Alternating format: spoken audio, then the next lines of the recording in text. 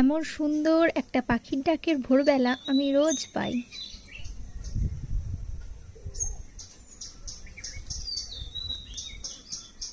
আবারও একটা নতুন রবিবারের সারা দিনের গল্প বলি। বাগানে সারাক্ষণ অনেক রকমের ফুল ফুটে থাকে বলে এই প্রজাপতিদের আনাগোনা সারা দিনই চলতে থাকে। আমি বলেছিলাম আমি খুব সকাল সকাল স্নান করে নিই, ওই 6টার মধ্যে স্নান করে নিই। এখন অবশ্য 6টাটা অনেক বেলার দিক। যাই হোক, দেখো আমার এটা নতুন ফোন, আজ থেকে আমি নতুন ফোনে ভিডিও বানাবো। সকাল সকাল স্নান করে স্কিন কেয়ার করলে মুখটা কি গ্লো করে, তাই না? আমি জেনারেলি স্কিন কেয়ারের ওপরই নির্ভর করি। আমি এই সামান্য শ্যামসুন্দর, বর্ধমান এইসব জায়গায় গেলে না খুব একটা মেকআপ করি না, জানো। বিয়ে বাড়ি বা কোনো অনুষ্ঠান বাড়িতে গেলেই আমি একটু মেকআপ করি, আর আমি যখন মেকআপ করি একটু ভালো করেই করি, আর না হলে একটু লিপস্টিক তো দিই। চলো সকালবেলা সব ফুলগুলোকে তুলে নিই। আমি বাইরে কোথাও ফুল তুলতে যাই না, আমাদের বাড়ির এই বাগানটায় এত রকমের ফুল হয়, এটাতেই আমাদের এক সাজি ফুল হয়ে যায়। নিজের বাগানের ফুল তুলে ঠাকুরকে সাজালে যেন বেশি সুন্দর লাগে।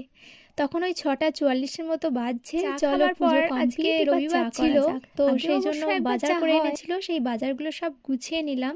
অনেক বাজার করে আনে আমাদের, সারা সপ্তাহের বাজার ওই রবিবারই হয়ে যায়। তারপরে চলো জলখাবারের টিফিন বানানো যাক।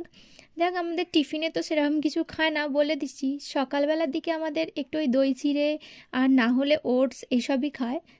আমি জেঠুর আর ওর খাবারটা রেডি করছিলাম। রেডি করার পর আমি রান্নার দিকে গিয়েছিলাম। আজকে হয়েছিল শাক ভাজা, ঢেঁড়স ভাজা। আমাদের ভাজাভুজিটা কমই হয়, কিন্তু কোনো কোনো দিন তো খেতেও ইচ্ছা করে। যাই হোক, উচ্ছে আলু সেদ্ধও হয়েছিল, আর হয়েছিল সব সবজি দিয়ে। টাটকা সবজি এনেছিল আজকে সকালে বাজারে, সেই জন্য সব সবজি দিয়ে একটু মাছের ঝোল হয়েছিল। আমাদের বাড়িতে মাছের ঝোলটা খেতে সবাই পছন্দ করে। ধরো মাংসের পাতলা ঝোল বা মাছের পাতলা ঝোল, এটা খেতে দারুণ লাগে। কি রবিবার ছিল আর গরম গরম ঝোলটা পাবে, সেই জন্য আজকে ঝোলই বানিয়েছিলাম। আমার হাজবেন্ড আবার মাছের ঝোলের থেকে মাছের কালিয়াটা খেতে বেশি পছন্দ করে। রবিবার তাই একটু তেল মশলা দিয়ে রান্না খেতে আমাদের ভালোই লাগে। সারা সপ্তাহে আমাদের খুব কম তেল মশলার রান্না হয়। চলো, আমার রান্না করতে করতে আবার পার্সেল আসার কথা ছিল, সেটাও চলে এলো। সেটাকে আমি আনতে গিয়েছিলাম, আর আমার পিছনে পিছনে আমাদের কুকুরটাও গিয়েছিল। আমি দেখিনি, ভয়কে আমার হাত থেকে পার্সেলটা পড়েও গিয়েছিল। চলো আনবক্সিং করা যাক কী ছিল। ডেলিভারি বয়গুলো যখন আসে কখন আমাকে ফোন করে আসে না, বাড়ির সামনে এসে হর্ন দেয়। আর প্রতিদিনই প্রায় একটা দুটো করে পার্সেল আসতে থাকে, তাই ওরাও বিরক্ত হয়, বলে কেন একবারে অর্ডার দিতে পারো না, প্রতিদিন কেন অর্ডার দাও। কোনো কোনো দিন তো আবার পার্সেলটা দেয়ও না, রেখে দেয়, বলে আজকে আর দেবো না, কাল নিয়ে নিও দিদি। প্রত্যেক দিনই তোমার এই পার্সেল আসতে থাকে, ওই একটা পার্সেলের জন্য আমাদের কোথা থেকে কোথায় যেতে হয়। আসলে আমাদের বাস স্ট্যান্ডটা আমাদের গ্রাম থেকে অনেকটা দূরে, বেশ অনেকটাই দূরে, প্রায় 3 কিলোমিটার। এসেছিল ওই একটা টোনার, একটা ময়েশ্চারাইজার। আমি গুড ওয়েভসের টোনারটা ইউজ করি। এই শীতকালে আমার স্কিন খুব ডাল, খুব শুষ্ক পাড়া হয়ে যাচ্ছিল। জানি না জল কম কারণেও হতে পারে, আবার আমি 1 বছর ধরে যে প্রচণ্ডভাবে শরীর খারাপে ভুগেছি, আমার অনেকটা ওয়েট লস হয়েছে, সেই কারণেও হতে পারে।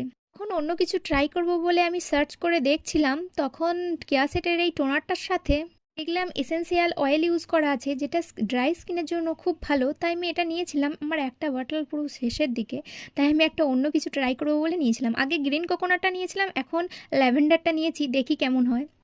এই কুকুরগুলো আমাদের বাড়িতে এমনিই থাকে, এই একটা নয় প্রায় 2-3টে থাকে। ওরা যখন মন যায় আসে, যখন মন যায় যায়। তারপরে এসে চুপ করে শুয়েছিল, তারপর আমি ছবি তুলতে দেখে আবার উঠে পড়েছে। আমি বললাম না না শো, ও চুপচাপ শুয়ে পড়লো। তারপরে বিকেলের দিকে আমরা একটু বেরিয়েছিলাম, জানোই তো রবিবার দিন একটু বের হই। নতুন ফোন, নতুন ক্যামেরা, বেশ ভালোই লাগছে, তাই সারাক্ষণ নিজের থেকে বেশি ফোনটাকেই দেখছি।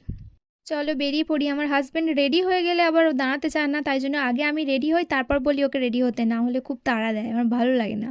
আমাদের গ্রাম থেকে বেরোনোর সময় সবসময় আমি এই জায়গাটায় ভিডিও করি, কারণ এই জায়গাটা এত ফাঁকা আর এত গাছ, আমার যে কি ভালো লাগে।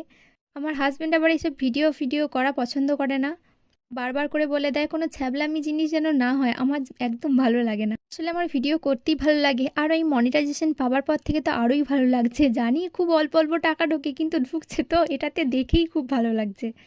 দেখতে দেখতে শ্যামসুন্দর চলে এলাম, আর শ্যামসুন্দর ঢোকা থেকে শেষ প্রান্ত পর্যন্ত যে এখন কতগুলো ফুচকা স্টল বসে, কিন্তু আমাদের একটা স্পেশাল ফুচকার দোকান আছে, আমরা সেখানেই যাই।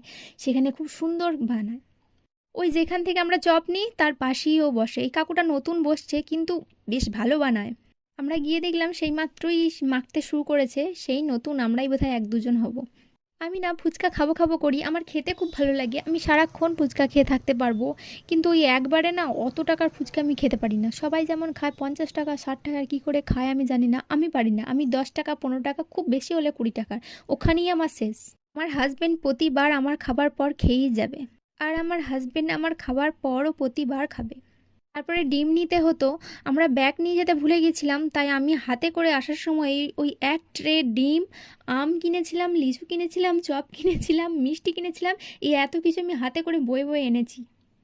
তারপর আমরা বেরিয়ে পড়েছিলাম বাড়ি আসার জন্য। তারপর আস্তে আস্তে হঠাৎ মনে পড়লো মিষ্টি নেওয়া হয়নি। ওখানে একটা মিষ্টির দোকান ছিল, ওটাকে দেখেই দাঁড়ালাম। এই মিষ্টির দোকানটা নতুন, এখান থেকে আমরা মিষ্টি নিই না, তাই আর কোনো মিষ্টির দোকান না পেয়ে ওখানেই নিয়েছিলাম।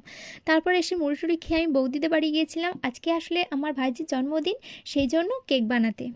তারপর রাত্রেবেলায় এসে একটু আলুর দম করেছিলাম ঝাল ঝাল করে, আর ওই যে বললাম আম এনেছিলাম, আম কেটেছিলাম, আর বানিয়েছিলাম গরম গরম লুচি।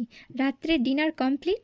তারপরে স্নান করে শুতে যাচ্ছিলাম, শুতে যাওয়ার সময় দেখলাম যে ওনারা নিশ্চিন্তে ঘুমাচ্ছেন। আরও যে কতগুলো আসে যে কি বলবো। ঠিক আছে, টাটা, সবাই ভালো থেকো, সুস্থ